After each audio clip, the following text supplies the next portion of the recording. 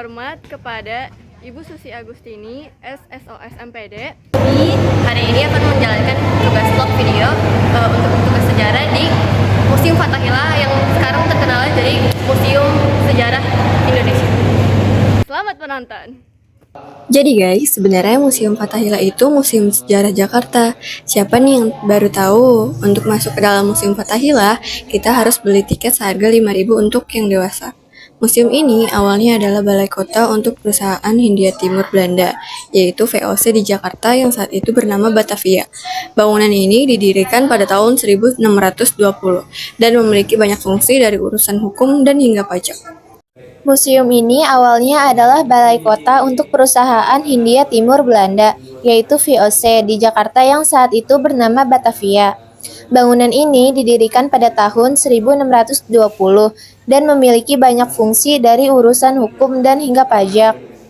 Jakarta sebagai sebuah metropolis adalah sejatinya berawal dari banyak kumpulan kampung-kampung yang terbentuk sejak lama, baik berdasarkan kelompok etnik tertentu atau terbentuk dengan alami.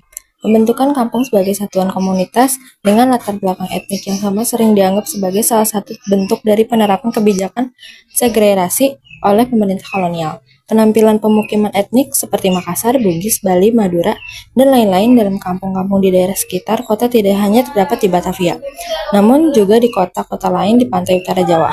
Tidak ada suatu pola yang jelas dalam pengaturan penempatan kampung di daerah sekitaran Batavia. Ada lompang. Lalu yang kedua di sini ada pekinangan. Selanjutnya yang ketiga di sini ada botol keramik atau keramik botol. Dan yang terakhir ada tempat tinta dan bel meja atau inkwell and desk belt.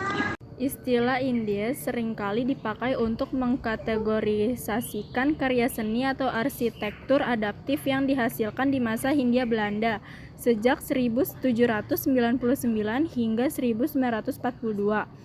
Gaya uniknya adalah kombinasi dari gaya lokal Nusantara dipengaruhi gaya Eropa dengan terkadang dipengaruhi sentuhan gaya Inggris dari daerah kolonial Belanda lain. Salah satu peninggalan dari gaya seni ini yang masih dapat dilihat selain arsitektur adalah koleksi furnitur yang menjadi salah satu fokus pengkoleksian di Museum Sejarah Jakarta.